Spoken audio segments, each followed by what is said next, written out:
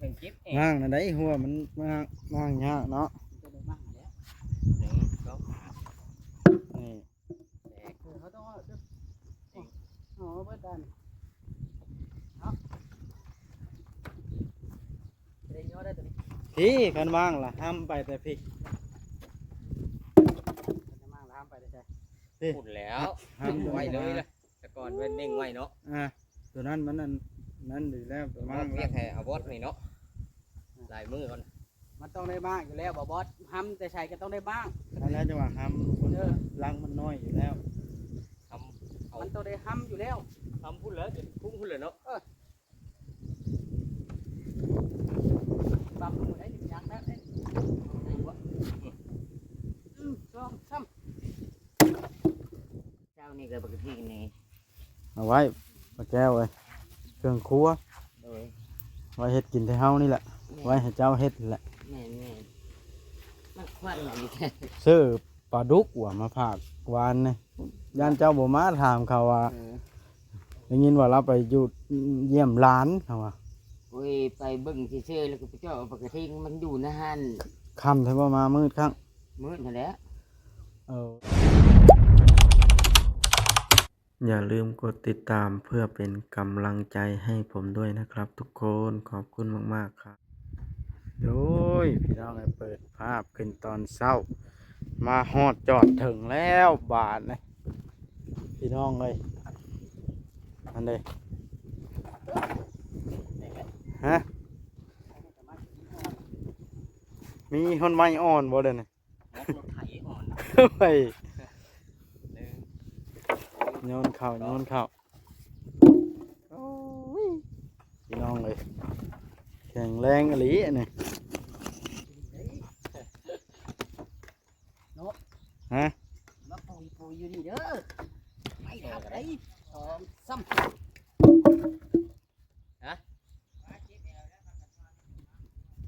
ชื่อว่าเพิ่งเก็บเอง ง่างนั่นได้หัวมันง่างยากเนาะ จะได้บ้างแล้ว หนึ่งสอง นี่ แตก เขาต้องเอาอ๋อเบิดดันเอาจะได้ย่อได้ตัวนี้ พี่คันว่างล่ะห้ามไปแต่พี่ จะมั่งแล้วห้ามไปได้ใช่ พูดแล้ว ห้าม ไว้เลยล่ะแต่ก่อนไว้เน่งไว้เนาะ ตัวนั้นมันนั่นดีแล้วตัว มั ว่าง นเรียกให้เอาบอสนี่เนาะลายมือก่อน มันต้องได้บ้างอยู่แล้วบอสห้ามแต่ใช่ก็ต้องได้บ้าง อันนั้นจะว่าห้ามคนลังมันน้อยอยู่แล้ว ทำเอา มันต้องได้ห้ามอยู่แล้ว ทำพูดแล้วจะพุ่งพูดเลยเนาะ ปรับมือได้หนึ่งอย่างแล้วได้อยู่วะสองสามเดี๋ยว มันแข็งเนาะ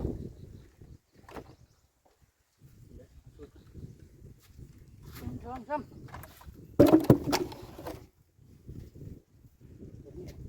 แก้ไปพุ่น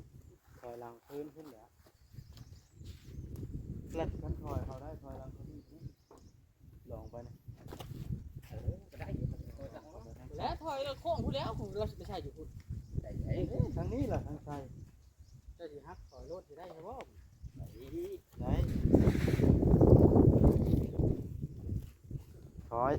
อยสิโบกให้นี่ ด้านประตูเฮียนี่ แหนมบริเฮดตุกสมบ่ฮะ แต่ว่าเก้าลูก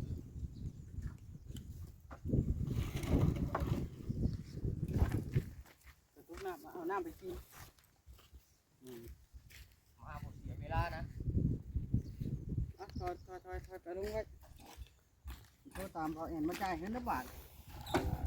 คนไหน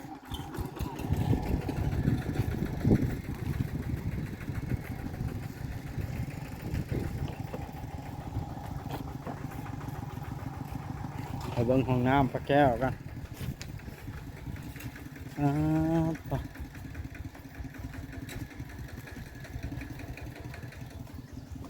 ห้องแก้วปลาแก้วยังบ่ได้ใช้เคลียร์พื้นที่เฮาสิเอาปูนเข้ามาไว้นี่ก่อนกันฝนตกพี่น้องเอ้ยเนาะเพราะว่ามันยังบ่ได้ใช้อยู่แล้วได้ตัวนี้มันไว้หั่นก็ เขาพกไว้ผมมีปัญหาแล้วเพราะว่าห้องน้ำวัดเก็บเครื่องใช่ไหมอุปกรณ์ต่างๆเต็มอยู่นี่เบิดเขาพกไว้หั่นกับสิปรึกษาคุณใหญ่กันสามได้เทพื้น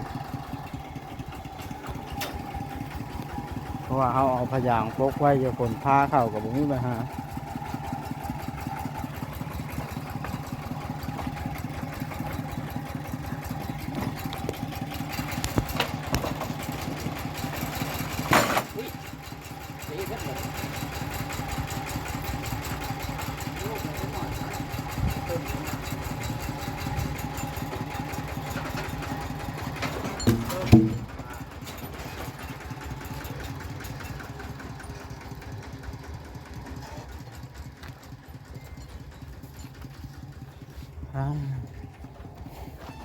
เป็นได้เป็นปูนเป็นหยังบ่ย่ายเขาไว้ห้องน้ำบ่ฝนสิบ่พาเข้าบ่ง่ายไว้ห้องน้ำปลาแก้วนะ เอาไว้แล้ว ฝนสิบ่พาว่าพกไว้ก็ได้เนาะ เขาสิเอาเครื่องไว้อยู่ไส เบิดแฮงเครื่องแฮงอุปกรณ์สิมาหลายเนาะ เครื่องเขาก็สิไว้อยู่ไส นี่พี่น้องเอาพกไว้นี่3นาทีข้างล่างเฮือนปลาแก้วเพราะว่าฝนพาเข้ากับบ่ย่านกันได้พกเลยโตโครงหลังคาสีมือสร้างเวียงเด้นี่แล้วลัดมุงนี่บ่แม่นบัดมุงนี่ปลาก้นเอานี่ก็ได้ลุงเวียงนอกกล้วยนะพระเจ้าจะปลูกฮะเพราะว่ามันได้พันธุ์ถิ่มอยู่แล้วก้นมาปลูกก็ได้นี่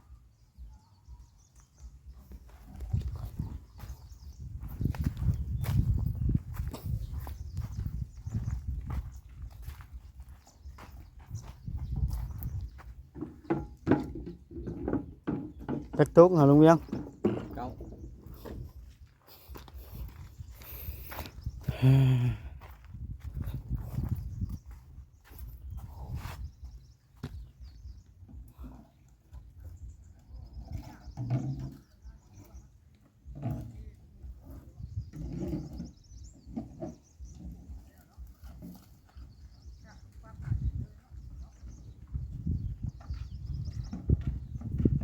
มาแล้วเมื่อไหรมาลงมือเฮ็ดบัดนี้เอาเช้ามาแล้วนะ ไปแล้ว ทางผู้ใหญ่เพิ่นแฮงอยากให้มันแล้วก่อนผลนี่พยายามผลมามันยากเด้ งานทางเฮาทั้ง ยากวัดขุดทางเนาะ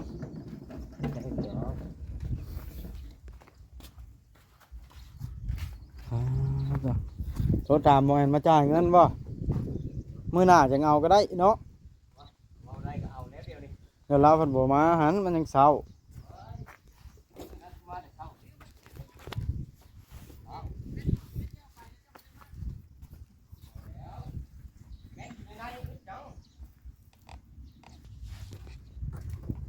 จะสิห้อยอันใด โอ้หมดเลย เอานี่ไปให้ปลาแก้วกันเครื่องตำบังหุ่งบังห้อย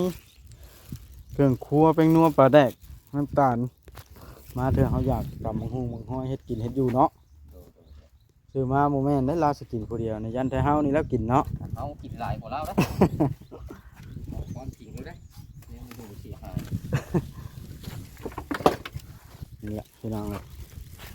ซื้อมาไว้เพื่อตัวเองนี่แหละกินก็ได้ ให้ตัวเองกินเรานี่นะ ซื้อมาให้ปลาแก้วกันเนาะว่านนี่เพิ่นบ่เห็นลาวพี่น้องเลยมาแต่แรงว่าเนี่ยจักลาวไปทางใดมาถามเบิ่งก่อนนะ มันไปหาเฮ็ดก็แรงว่านี่เฮ็ดของก็พากเอาไว้ตู้เย็นในแอร์พุ่น ฮะ ก็พากตู้เย็นในแอร์เนี่ย สวัสดี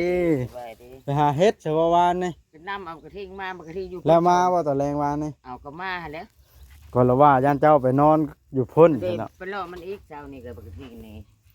เอาไว้ปลาแก้วเลยเครื่องครัว โดย ไว้เฮ็ดกินที่เฮานี่แหละไว้ให้เจ้าเฮ็ดนี่แหละ แม่มันควันอยู่แท้ ซื้อปลาดุกว่ามาผากวานนี่ย่านเจ้าบ่มาถามเขาว่า เออ ได้ยินว่าเราไปอยู่เยี่ยมหลานเขาว่า ก โอ้ยไปเบิ่งซื่อๆแล้วก็ไปเจาะปกติมันอยู่นะฮั่น ค่ำถึงว่ามามืดครั้ง มื้อนั่นแหละ คันปลาว่ายันเน่าถิ่มเนาะ อ่า มืดคักได้ไผมา มื้อแต่โคมมาแล้วนี่ดิโค เอ มมา แม่นแล้วจ้ะไปให้ย่านเจ้าบ่คนบ่มาซัก มาแล้วปลาดุกมันก็แซ่บเลยมาปุ่น บ่ปลาดุกอันปิ้งได้ ปลาดุกปิ้ง อ่า ตามปุ่นแนวมันเนาะ คันชื่อปลาดุกพันธุ์มาขังไว้นี่ก็มักกินบ่แม่นนะ ปลาดุกพันธุ์ มักบ่ ตัวนี้น้อยๆจังบ่เปลือง ตัวน้อยๆบ่ เจ้าบ่กินบ่ซะ คันตัวใหญ่นี่มันเป็นอะไร น้อย อันใดๆโตนะตัวใหญ่กับตัวน้อยตัวใดแซ่บนะ ๆตัวใหญ่เพิ่นแล้วเนาะ อันนี้ก็เป็นทางเอื้อยจุลี่เพิ่น โอ้ย ให้ซื้อเข้ามา เพิ่นจังว่า เครื่องครัว ครบทุกอัน ขบใจเด้อเจ้เอ้ยหางให้มีเด้อเครื่องครัวนะ เดี๋ยวซื้อมาก็จะเฮานี่แหละกินนํกันเนาะ แม่นกินน้ำเดียวเฮ็ดน้ำเดียวกินน้ำเดียวจะเฮานะ มันเบิดก็ซื้อเข้ามาอีก ในนั้นดอกแต่ใด ทิ้งไว้ใช้เดี๋ยวนี้ เข้ากลางบ้านพุ่น ไปแต่เช้าอีหลีเนาะ บ่ได้เช้าได้มันให้ก็ถึกอี มาแล้วเฮาสิเอาเครื่องของมาพี่น้องเอ้ย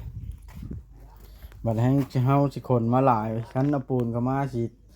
บ่มีวางเก็บเครื่องเพราะว่ามันกล่องบักใหญ่หนึงพุมันจะเอาเข้ามาสิบ่มีวางไว้อุปกรณ์เฮาสิขนอุปกรณ์มาอีกแล้วเด้สิเฮ็ดเฮือนหลังนี้บาดนี้เนาะพวกไว้กำลังเฮือนน้องแต่ซะก่อนหรือว่าจังใดเดี๋ยวรอติดตามเบิ่งคลิปก่อนพี่น้องเอ้ยคลิปมันบ่าวแอนเราสื่อสารกับน้องแต่จะขึ้นเฮือนชานมือใด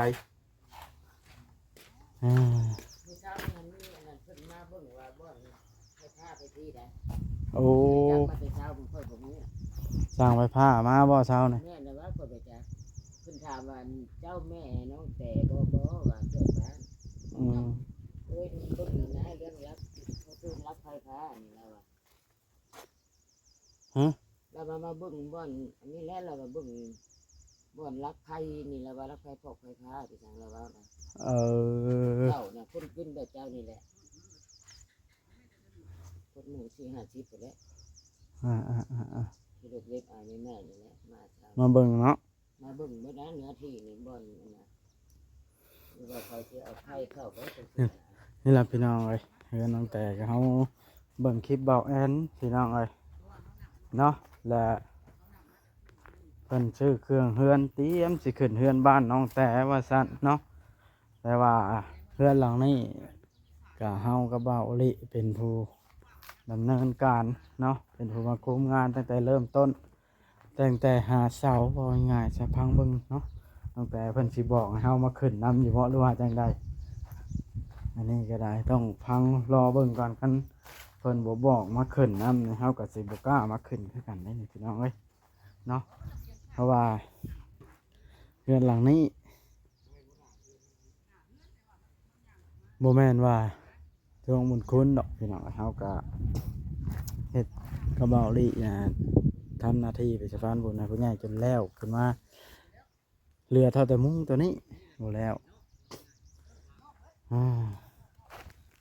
คือว่าเสร็จสมบูรณ์บัดนี้สิเฮ็ดเรือนหลังนั้นต่อกำลังแทกเลยนี่พี่น้องเอ้ย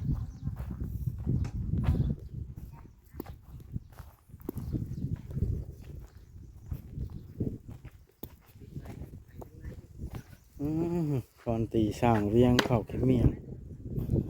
คอนตีอีพ่อนี่สร้างเวียงเอามาใส่อีกแล้วเอาไปจูดให้พ่อแล้วก็ได้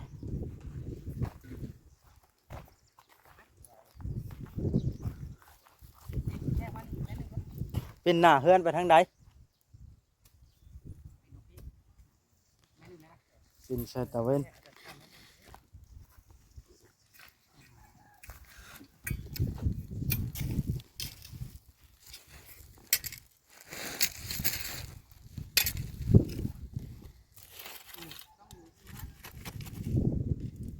พอแต่กว้างเนาะใหญ่กว่าคนว่าน้องแต่ว่าเดี๋ยวนี้ คันจะได้ห้องนอนใหญ่มันต้องมาได้ เฮ็ดใหญ่แน่พอได้นั่งได้เช้าห้องเปล่าแล้ว ใหญ่กว่าหลังนี้พระแก้วพังเว้าเนี่ย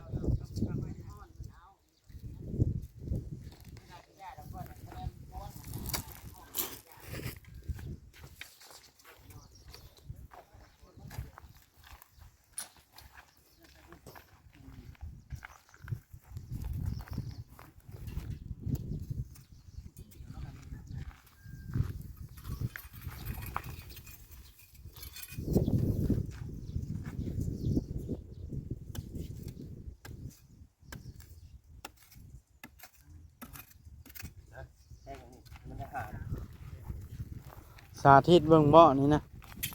ไหนวางตั้งอะไรดูได้มาสั่งเวียงเนาะ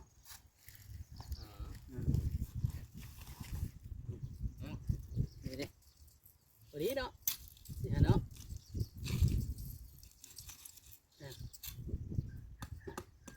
ประมาณนี้ก็ห้องนอนมันต้องอยู่ดิ ว่างแฮะ เขากันย้ำไม่ได้ขึ้นไว้เล็กน้อยจะละ หมดแล้ว เรื่องกว้างก็กว้างแล้วเพราะว่าเรือนนอนสิเอา3 x 4เด้บ่นอนเชียวบนนี้ทั้งนั้นกับระเบียงทั้งนี้กับระเบียงละ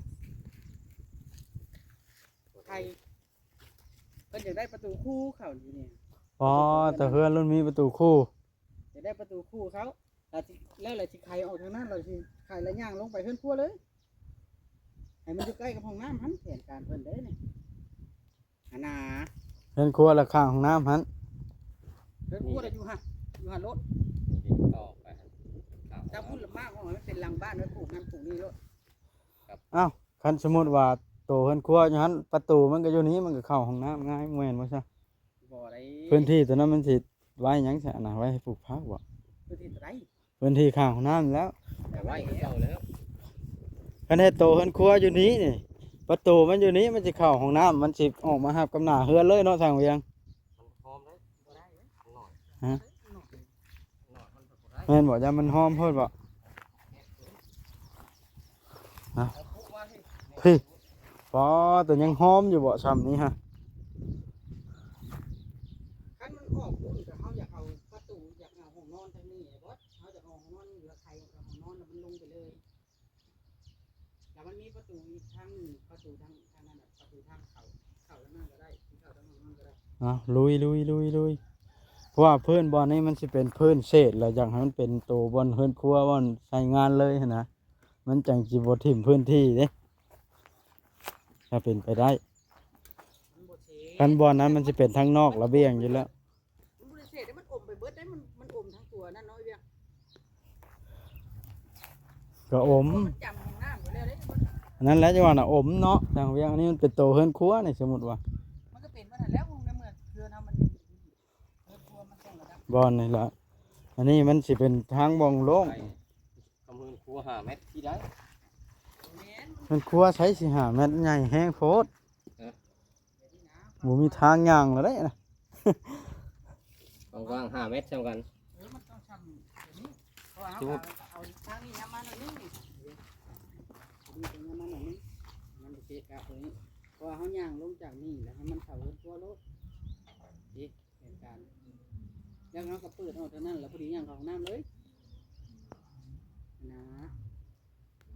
วันนั้นดอกเหตุการณ์จะได้แบบนั้นเนาะ ฮะเฮ็ด เพราะว่าเพิ่นสิผู้วางแผนนี่เขาไม่ได้วางแผนนะเอาวางแผนเอาคร่าวๆก่อนมื้ออื่นอย่างที่วางแผนเอาช่างมาทุบขุมเลย อันนั้นไว้เนาะ ขุมมาเลยแล้ว หินก็มีทรายก็มี น้ำมีเลยได้ น้ำก็มี สบายดีไหมป้า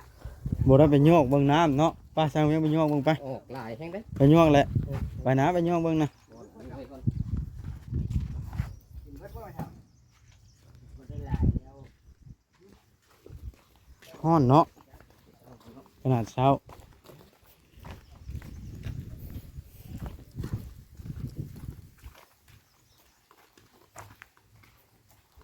ลายแห้งดีดูนั่นที่บุหรี่ มันบ่เลิกพอตัวนั้นนะ จ้างซักคนละยี่ห้อบ่เห็น ปอตัวก็ง่ายแล้วสะโยกปล่อยปูนบาทนี่เนาะมันสิก่อยแต่เฮาเนาะ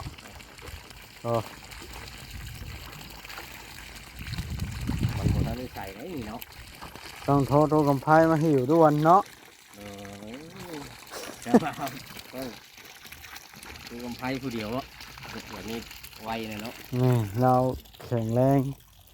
โยกเปลี่ยนกันแล้วล่ะ มันเดียกขึ้นแล้วบ่คันประมาณไว้นะ ย่านไว้ ลองมึงดูป้ามึงดู บ่ได้ขึ้นนะหักย่านไว้ ว้ายเออเลย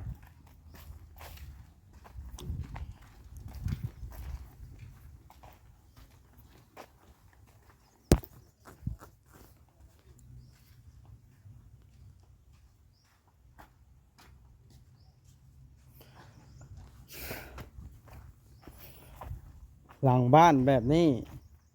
หลังเฮือนครัวมันนี่ปลูกพักเนาะ เน้นแต่ไข่แต่ข้าว เฮ็ดเถอะ อันนี้ ทำสิกิน